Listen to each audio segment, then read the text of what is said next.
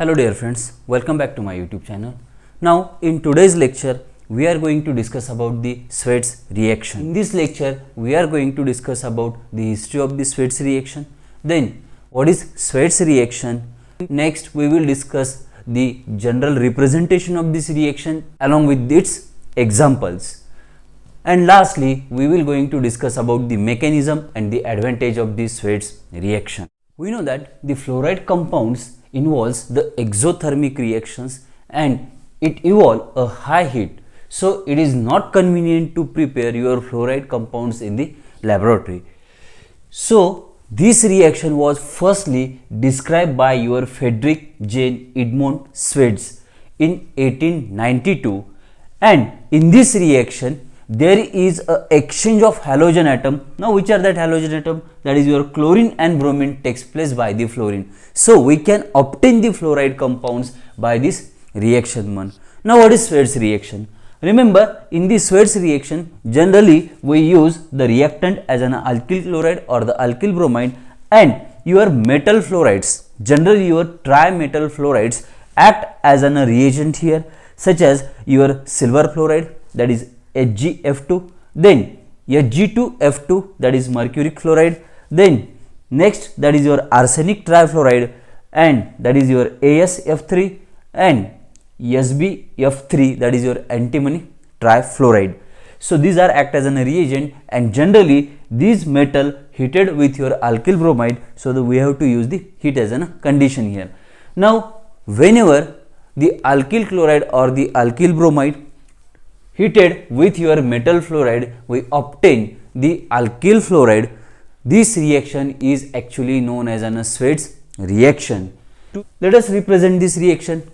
Now I have taken the two general reactions here. The first reaction represents the alkyl chloride. When alkyl chloride is heated with your silver fluoride, we get the alkyl fluoride as a product and the silver chloride as a byproduct, which obtained in the form of a precipitate.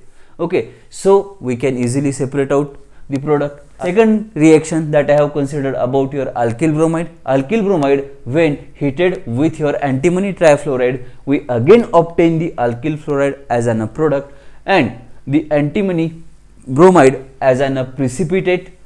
So in this reaction we can prepare the alkyl fluoride using your metal trifluoride compounds generally, or the metal fluoride compounds. Consider the example of this reaction. Here I have taken the two examples. The first one is your methyl bromide. Methyl bromide, when heated with your silver fluoride, we will obtain the methyl fluoride as a product and the byproduct as a silver bromide, which is in the form of a precipitate one. Let's consider the second example. Here your ethyl chloride is treated with your silver fluoride, then we obtain the product as an ethyl fluoride and the silver chloride as a byproduct in the form of a precipitate. So this is about what is Sweats reaction. So you have to just remember that alkyl chloride or the alkyl fluoride, when heated metal fluorides, we obtain the alkyl fluoride as a product. Now this reaction is known as a Sweats reaction. So now let us discuss about the mechanism of this reaction.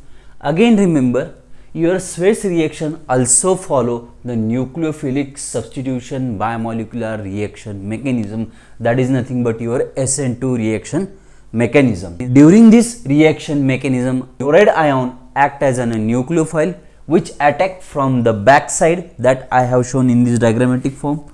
And silver fluoride will dissociate into the Ag plus ion and the F minus ion. So this fluoride ion act as a nucleophile in this reaction. So this fluoride ion attacks from the back side of your methyl bromide. I have taken the methyl bromide as a reactant here. Okay, so it attacks from the back side. There will be the formation of transition stage takes place. Remember, this transition stage is a penta-coordinated transition stage. Now in this transition stage, the carbon atom is partially penta-coordinated. That means there is a simultaneous bond formation takes place between this carbon and the fluorine bond, and there is a simultaneous bond breaking takes place between this carbon and the bromine bond. This leads to the formation of high energy stage, which is actually called as a transition stage. Now, after the formation of transition stage, we will obtain the final product. That means when the complete bond formation takes place between the carbon and the fluorine bond and the bromine will be removed as an bromide ion, we obtain this product, but we obtain this product with the inversion of configuration 1. Okay, so when the fluorine approach from the back side, now this hydrogen atom get flipped. Okay, so there is a flipping process. This hydrogen atom comes to this position while this hydrogen atom comes to this position 1. That I have shown in this diagrammatic form. Okay, it is like of a umbrella. So we obtain this product with the inversion of a configurations and we will obtain the bromide ion. So this is the simple reaction mechanism of this reaction. Now lastly, we will going to discuss about the advantages of this reaction.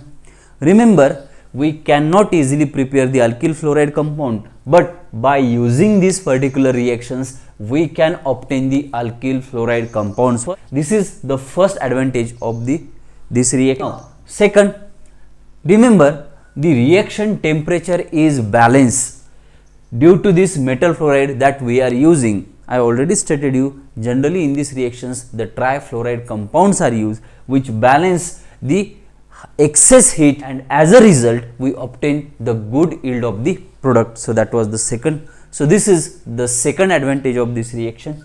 Now third, again remember, we know that after the reaction we obtain the byproduct in the form of a precipitate. Hence the product separation is easy due to the nature of your byproduct. So this is about the advantages. So this is about your Schwett's reaction.